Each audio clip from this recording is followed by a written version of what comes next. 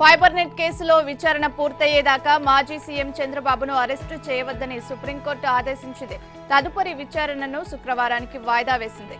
ఈ మేరకు justice Aniruddha Bose, justice Bela ఎం త్రివేదితో కూడిన ద్విసభ్య ధర్మాసనం ఆదేశాలిచ్చింది.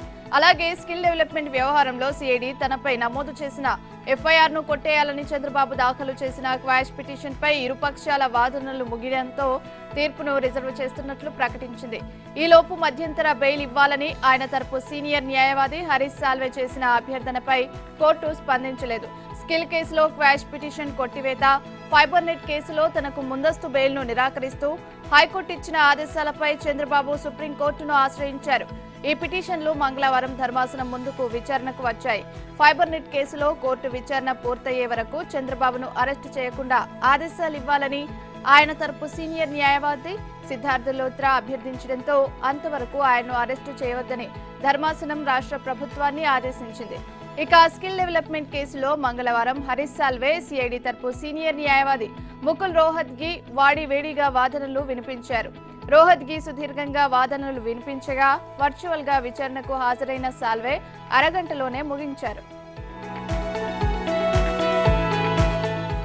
స్కిల్ డెవలప్మెంట్ కార్పొరేషన్ కేసులో బెయిల్ మంజూరు చేయాలని కోరుతూ మాజీ సీఎం చంద్రబాబు దాఖలు చేసిన బెయిల్ పిటిషన్ పై హైకోర్టు విచారణ గురువారానికి వాయిదా పడింది. మంగళవారం ఈ వ్యాజ్యం న్యాయమూర్తి జస్టిస్ కె సురేష్ రెడ్డి ముందుకు వచ్చింది.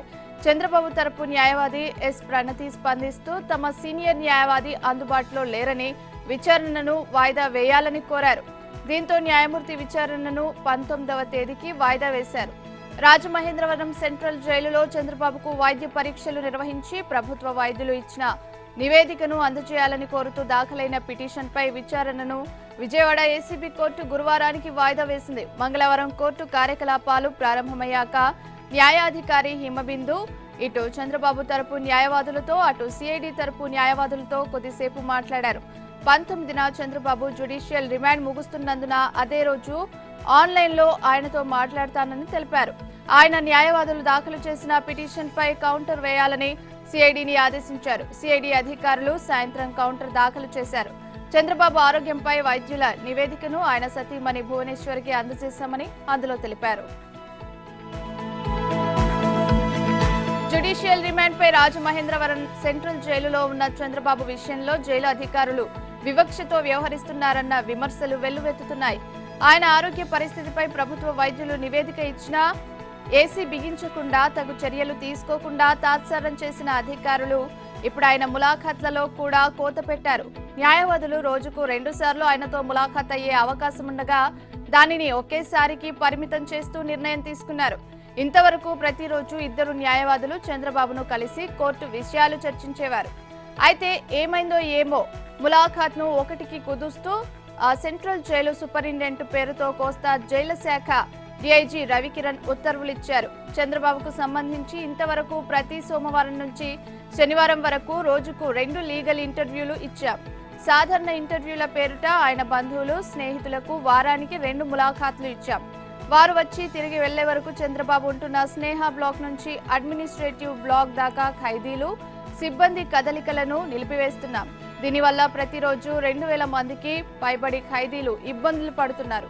పరిపాలన, భద్రతా కారణాల దృష్ట్యా రోజుకు 1 లీగల్ ఇంటర్వ్యూనే ఇవ్వడానికి నిర్ణయం తీసుకున్నామని అందులో పేర్కొన్నారు.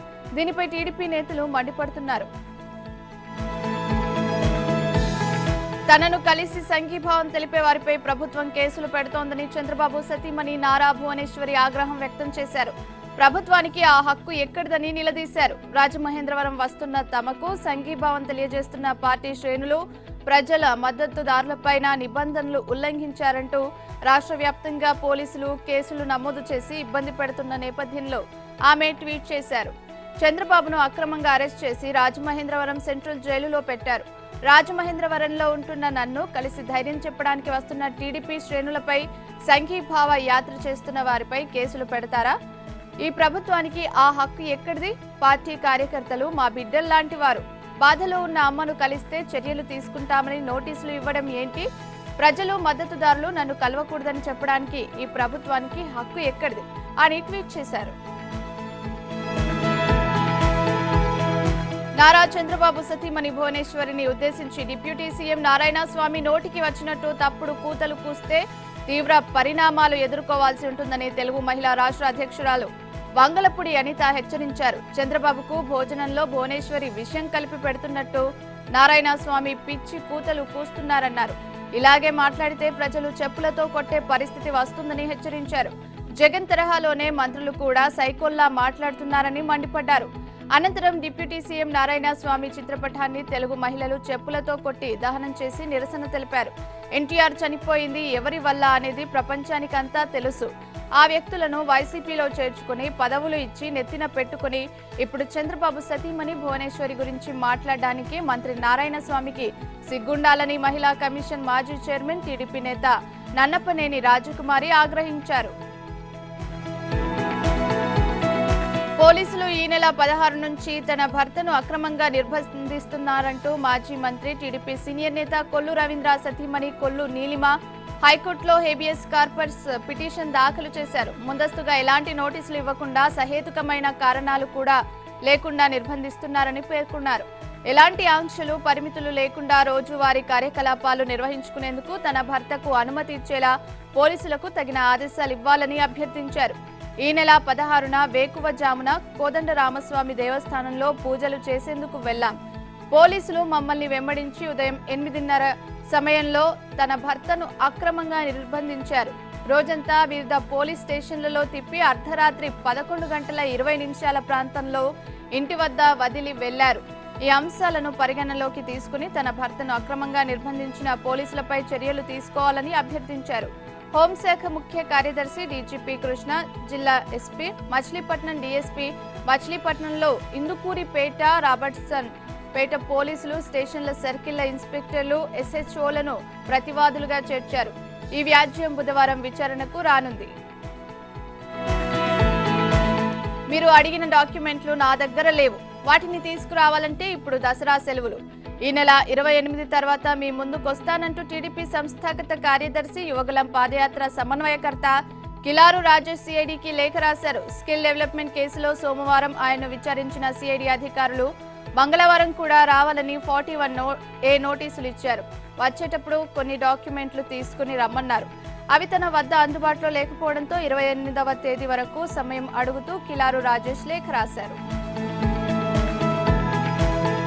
తటస్థ శిఖామణిగా చెప్పుకునే రాజమహేంద్రవరం మాజీ ఎంపీ ఉండవల్లి అరుణ్ కుమార్ హైకోర్టులో దాఖలు చేసిన పిటిషన్ తాడేపల్లి ప్యాలెస్ లో సిద్ధం చేసిందేనని టీడీపీ జాతీయ అధికార ప్రతినిధి పట్టాభి అన్నారు.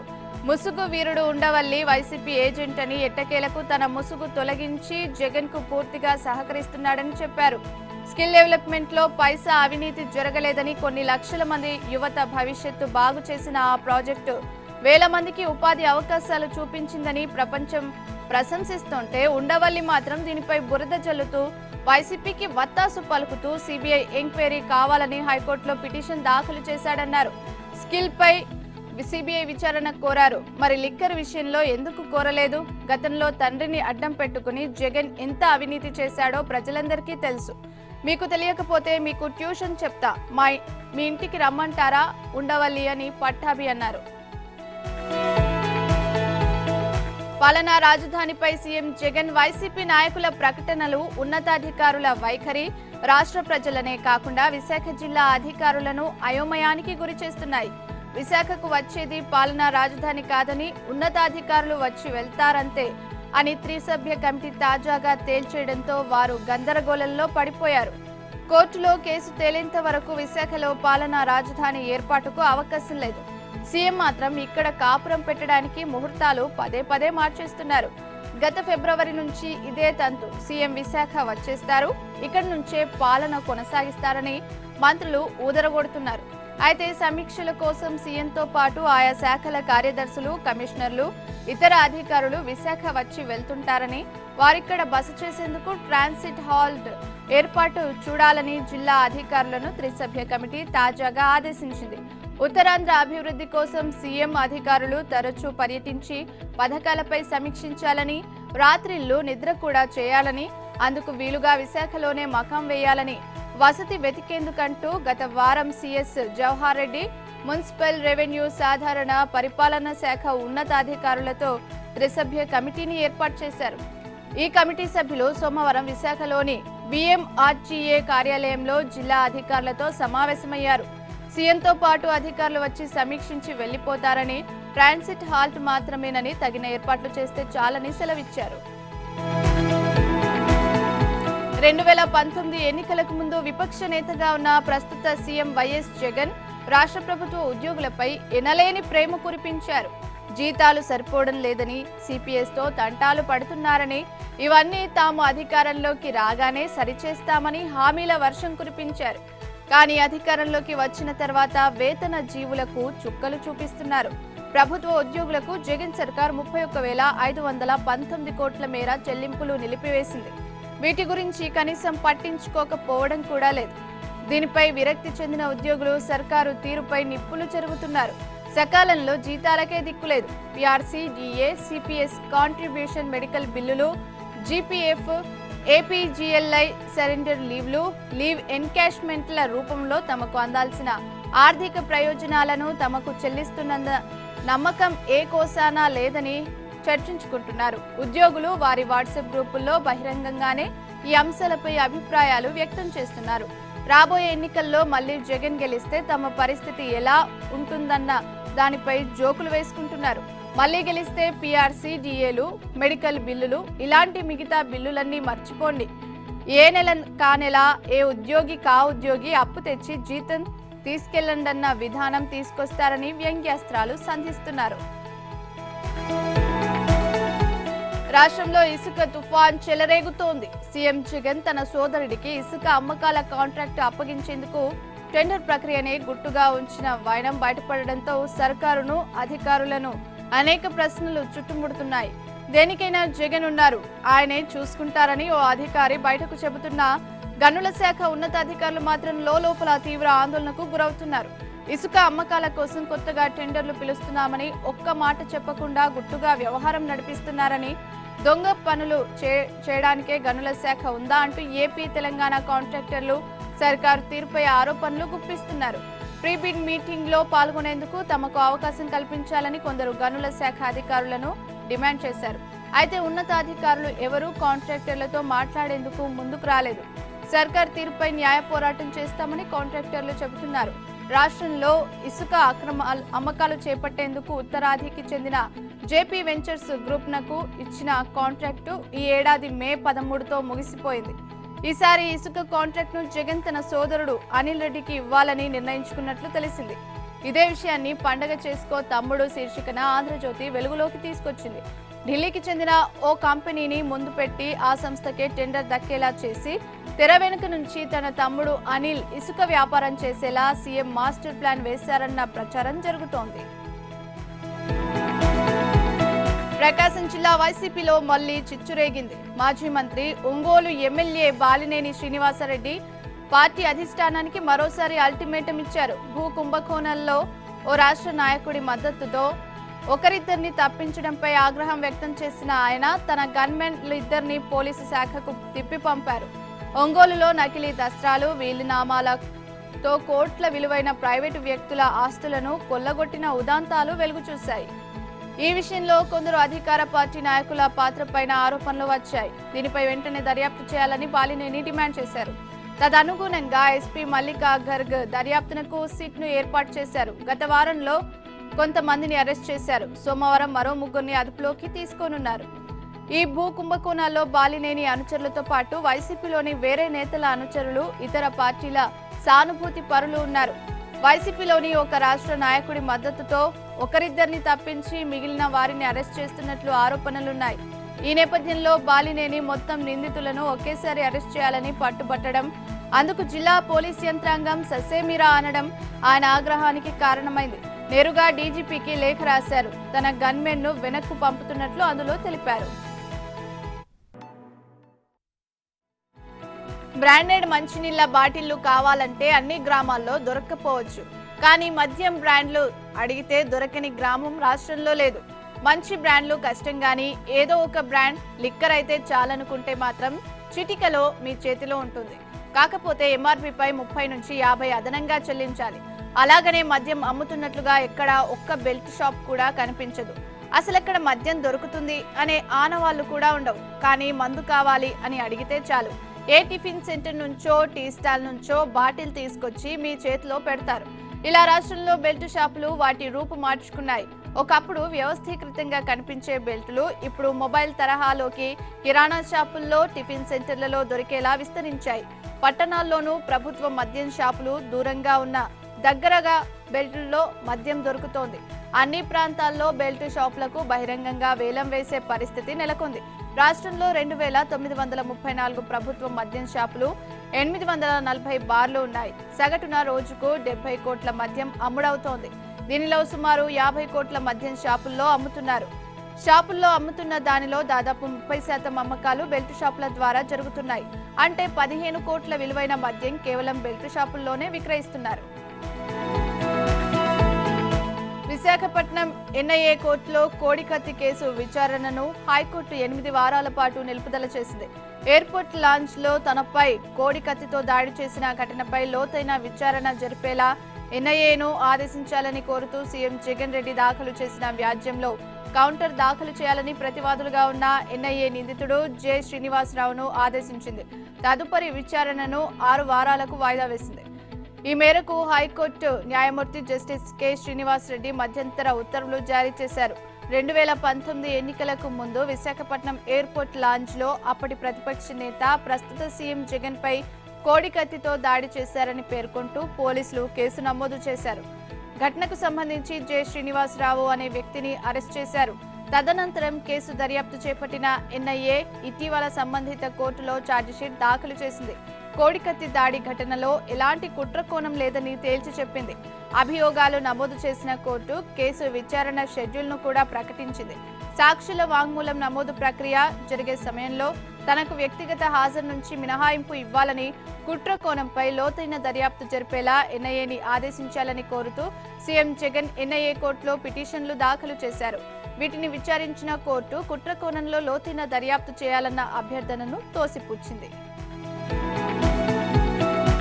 రాష్ట్రంలో ప్రస్తుతం ఉన్న ఓటర్ల జాబితాలో కనీసం 50 లక్షల మంది అనర్హులుగా ఓటర్లుగా కొనసాగుతున్నారు. మొత్తం ఓటర్లలో వీరి సంఖ్య సుమారుగా 12 నుంచి 13% ఉందని అంచనా.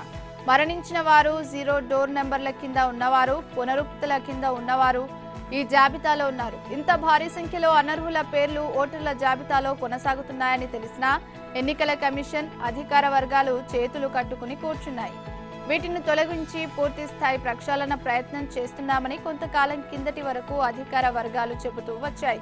పూర్తి స్థాయి ప్రక్షాళన సాధ్యం కాదని, వీలైనంత వరకు చేస్తామని ఇప్పుడు తీరిగ్గా చెబుతున్నారు.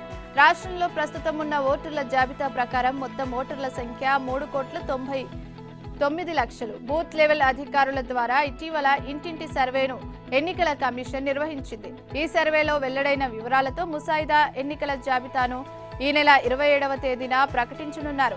అందులో ఓటర్ల సంఖ్య కొంత పెరగడమో లేదా తగ్గడమో జరుగుతోందని అంచనా. ప్రస్తుతం ఉన్న ఓటర్ల జాబితాలో అనర్హులు భారీగా ఉన్నారు. ఉదాహరణకు మరణించిన ఓటర్ల సంఖ్య సుమారుగా 20 లక్షలు ఉందని అంచనా.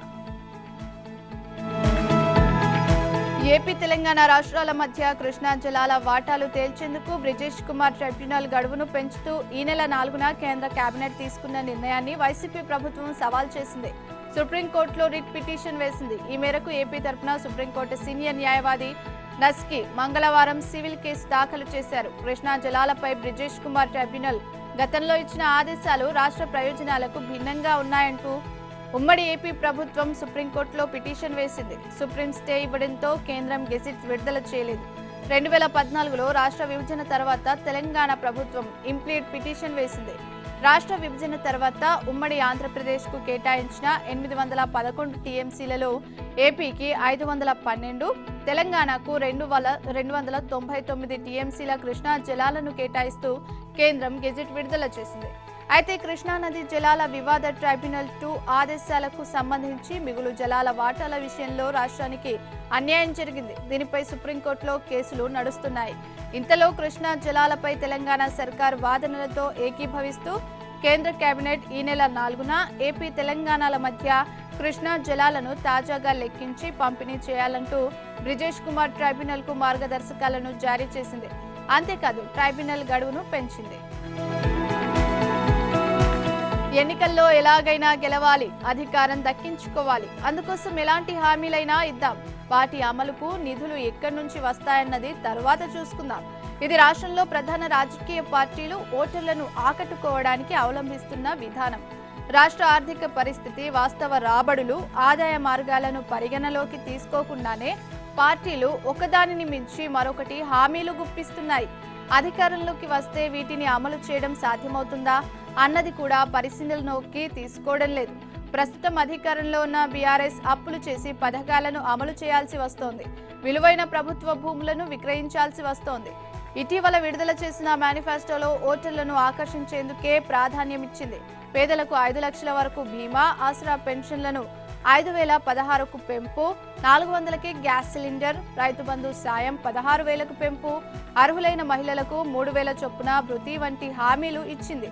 ఇందులో 5 లక్షల బీమా, 400కే గ్యాస్ సిలిండర్, మహిళలకు 3,000 చొప్పున భృతి వంటి పథకాలు కొత్తవి కాగా మిగతావి పాతవే. బీఆర్ఎస్ మళ్లీ అధికారంలోకి వస్తే ఈ పథకాలన్నింటినీ అమలు చేయాలంటే ప్రభుత్వ ఖజానాపై అదనంగా 52,461 కోట్ల భారం పడుతుంది. మరోవైపు కాంగ్రెస్ 2 లక్షల వరకు పంట రుణాల మాఫీ, గృహజ్యోతి కింద 200 యూనిట్ల వరకు ఉచిత విద్యుత్, 500కే గ్యాస్ సిలిండర్, 4,000 చొప్పున నిరుద్యోగ వృత్తి, రైతు భరోసా కింద ఎకరానికి 15,000, రైతు కూలీలకు 12,000 చొప్పున ఆర్థిక సాయం, సొంత జాగా ఉన్న వారికి 5 లక్షల చొప్పున ఆర్థిక సాయం, చేయూత కింద పెన్షన్లు పెంపు వంటి హామీలు ఇచ్చింది. కాంగ్రెస్ అధికారంలోకి వస్తే ఈ హామీలను అమలు చేయాలంటే 68,652 కోట్ల అదనపు భారాన్ని భరించాల్సి ఉంటుంది. నేతల మధ్య ఐక్యతను చాటేందుకు రాష్ట్రంలో బుధవారం నుంచి కాంగ్రెస్ పార్టీ తొలి విడత బస్సు యాత్ర చేపట్టనుంది. ఏఐసీసీ అగ్రనేత రాహుల్ గాంధీ నేతృత్వంలో ఇది సాగనుంది. ములుగు జిల్లాలోని రామప్ప దేవాలయం వద్ద తన సోదరి ఏఐసీసీ ప్రధాన కార్యదర్శి ప్రియాంక గాంధీతో కలిసి ఈ బస్సు యాత్రను రాహుల్ గాంధీ బుధవారం ప్రారంభించనున్నారు. బుధవారం సాయంత్రం 3 గంటలకు ప్రత్యేక విమానంలో శంషాబాద్ విమానాశ్రయానికి చేరుకోనున్న రాహుల్, ప్రియాంక అక్కడి నుంచి ప్రత్యేక హెలికాప్టర్లో రామప్ప దేవాలయానికి చేరుకుంటారు. కాంగ్రెస్ పార్టీ ప్రకటించిన 6 గ్యారంటీల బ్రోచర్ను రామప్ప దేవాలయంలో శివలింగం వద్ద ఉంచి ప్రత్యేక పూజలు చేయిస్తారు. అక్కడి నుంచి వెంకటాపూర్ మండలంలోని రామాంజపురం నిర్వహించే ములుగు, భూపాలపల్లి నియోజకవర్గాల బహిరంగ సభలో పాల్గొంటారు. అనంతరం బస్సు యాత్రను ప్రారంభించి దాదాపు 25 కిలోమీటర్ల మేర యాత్రలో ఇద్దరూ పాల్గొంటారు. రాత్రి భూపాలపల్లిలోని కేటీపీపీలో బస చేస్తారు. తిరిగి మరుసటి రోజు 19న ఉదయం 7 గంటలకు భూపాలపల్లిలోని 5 ఇన్క్లైన్ కమాన్ నుంచి 3,000 బైకులతో నిరుద్యోగ యువతతో కలిసి రాహుల్ గాంధీ ర్యాలీ నిర్వహించనున్నారు. అంబేద్కర్ సెంటర్ వద్ద నిరుద్యోగ యువతను ఉద్దేశించి ప్రసంగిస్తారు. అనంతరం బస్సు యాత్ర పెద్దపల్లి జిల్లా రామగుండం బయలుదేరుతుంది. మొదటి రోజు ములుగు జిల్లాలో, రెండో రోజు భూపాలపల్లి, పెద్దపల్లి, కరీంనగర్ జిల్లాల్లో, 4గో రోజు నిజామాబాద్ జిల్లాలో రాహుల్ గాంధీ పర్యటన కొనసాగనుంది. ఈ ఎన్నికల్లో గెలవడానికి సీఎం కేసీఆర్ డబ్బు, మద్యాన్నే నమ్ముకున్నారని టీపీసీసీ అధ్యక్షుడు రేవంత్ రెడ్డి ఆరోపించారు. డబ్బు, మద్యం పంచకుండా ఎన్నికలను ఎదుర్కొందామంటూ తాను విసిరిన సవాల్ను సీఎం స్వీకరించలేదని, అంటే ఎన్నికల్లో గెలవడానికి ఆయన వాటినే నమ్ముకున్నారని స్పష్టమవుతోందని చెప్పారు. డబ్బు, మద్యం పంచకుండా కేవలం మేనిఫెస్టో చూపించి ఎన్నికలకు వెళ్దామంటూ సీఎం కేసీఆర్ కు ఆదివారం రేవంత్ రెడ్డి సవాల్ విసిరారు. ఈ విషయమై మంగళవారం అమరవీరుల స్తూపం వద్ద ప్రమాణం చేద్దామంటూ కేసీఆర్ ను ఆహ్వానించారు. ఈ మేరకు సీఎల్పీ కార్యాలయం నుంచి గన్ పార్క్ లోని అమరవీరుల స్తూపం వద్దకు వెళ్లేందుకు రేవంత్ ప్రయత్నించారు. ఎన్నికల కోడ్ అమల్లో ఉన్నందున అనుమతించబోమంటూ అసెంబ్లీ ముందే పోలీసులు ఆయన్ను అడ్డుకున్నారు. దీంతో కాంగ్రెస్ నాయకులు, పోలీసుల మధ్య తోపులాట జరగడంతో ఉద్రిక్తత నెలకొంది.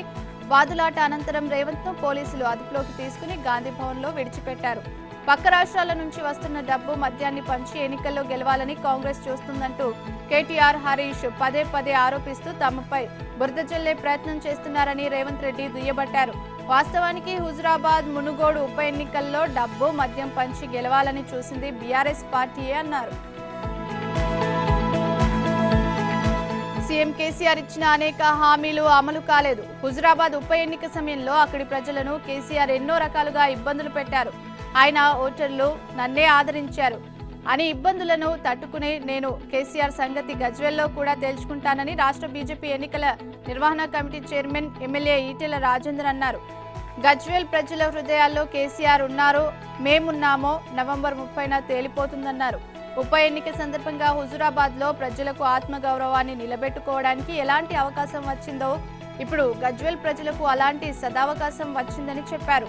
దానిని అందిపుచ్చుకోవడానికి వారు సిద్ధమవుతున్నారన్నారు. బీజేపీ రాష్ట్ర కార్యాలయంలో సూర్యాపేట జిల్లా హుజూర్నగర్లో నియోజకవర్గంలో పరిధిలో Neredcherla municipal vice chairperson, BRS పట్టణ అధ్యక్షురాలు చెల్లా శ్రీలతారెడ్డి, ఎడవల్లి చంద్రశేఖర్ రెడ్డి, నాగార్జున సాగర్ నియోజకవర్గ బీఆర్ఎస్ నాయకులు ఈటెల సమక్షంలో బీజేపీలో చేరారు. అసెంబ్లీ ఎన్నికల నగారా మోగిన తర్వాత వివిధ పార్టీల నాయకులు, కార్యకర్తలు, ఆశావాహులు చాలా మంది బీజేపీలో చేరుతున్నారన్నారు. ప్రజాక్షేత్రంలో బీజేపీనే సరైన వేదిక అని వారు భావిస్తున్నారని పేర్కొన్నారు. ఈ ఎన్నికల్లో డబ్బులతో గెలిచేందుకు సీఎం కేసీఆర్ ప్రయత్నిస్తున్నారని ఆరోపించారు. ఆపద మొక్కులు మొక్కుతూ మోసపు మాటలతో వస్తున్నారు. పెద్ద ప్రమాదమే పొంచి ఉంది. 3 సంవత్సరాలు మేధోమదనం చేశాం. కౌలుకు ఇచ్చినంత మాత్రాన భూమి పరాయి వాళ్ల పాలు కావద్దని తెచ్చిన ధరణిని తాము అధికారంలోకి వస్తే బంగాళాఖాతంలో వేస్తామని పీసీసీ అధ్యక్షుడు, సీఎల్పీ నేతతో పాటు కేంద్ర నాయకుడు రాహుల్ గాంధీ ప్రకటించారు. ఎవరిని బంగాళాఖాతంలో వేయాలో ఆలోచించాలని సీఎం కేసీఆర్ కాంగ్రెస్ పై తీవ్ర స్థాయిలో ధ్వజమెత్తారు. రాజన్న సిరిసిల్ల జిల్లా కేంద్రంలో నిర్వహించిన ప్రజా ఆశీర్వాద సభలో ఆయన పాల్గొని ప్రసంగించారు. కాంగ్రెస్ పార్టీ గొడ్డలు భుజాన పెట్టుకుని ఉందని, అధికారంలోకి వస్తే ధరణిని రద్దు చేస్తుందని, దానివల్ల మళ్లీ వీఆర్ఓలు, గిర్దావర్లు, తహసీల్దార్లు వస్తారని, ఒకరి భూమి ఒకరికి రాసి రైతులను ఇబ్బంది పెడతారని హెచ్చరించారు. అలాంటి పరిస్థితులు లేకుండా వీఆర్ఓ నుంచి రెవెన్యూ మంత్రి వరకు రైతుల భూముల్లో జోక్యం చేసుకోకుండా కేవలం రైతు వేలిముద్ర వేస్తేనే భూమి బదిలీ చేసే విధంగా ధరణి తెచ్చామని కేసీఆర్ గుర్తు చేశారు. అలాగే కాంగ్రెస్ వస్తే 3 గంటల కరెంట్ మాత్రమే వస్తుందని ఆందోళన వ్యక్తం చేశారు. కరెంటు 3 గంటలు కావాలన్నా 24 గంటలు కావాలన్నా ఆలోచించాలన్నారు. సిద్దిపేటలో నిర్వహించిన ప్రజా ఆశీర్వాద సభలో ప్రసంగించిన కేసీఆర్ ఆ గడ్డతో తనకున్న అనుబంధాన్ని గుర్తు చేసుకుని ఒకంత భావోద్వేగానికి గురయ్యారు. తెలంగాణ ఉద్యమానికి సిద్దిపేట పునాది. నాకు జన్మనిచ్చి సాది పెంచి పెద్ద చేసి రాజకీయ జన్మనిచ్చి ముఖ్యమంత్రిగా నిలబెట్టిన గడ్డ సిద్దిపేట అని వ్యాఖ్యానించారు. స్వలింగ సంపర్కుల వివాహాలకు చట్టబద్ధత కల్పించలేమని, ప్రత్యేక వివాహ చట్టం కింద ఇది సాధ్యం కాదని సుప్రీంకోర్టు తేల్చి చెప్పింది.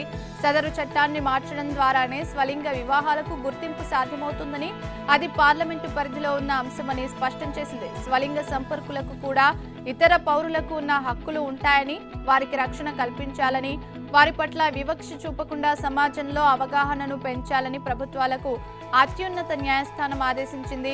హింస, వేధింపుల నుండి రక్షణ లభించేలా స్వలింగ సంపర్కులకు అన్ని జిల్లాల్లో సంక్షేమ గృహాలను ఏర్పాటు చేయాలని, వారి ఫిర్యాదుల పరిష్కారానికి ప్రత్యేక టెలిఫోన్ నంబర్ను ప్రకటించడం వంటి చర్యలు చేపట్టాలని తెలిపింది.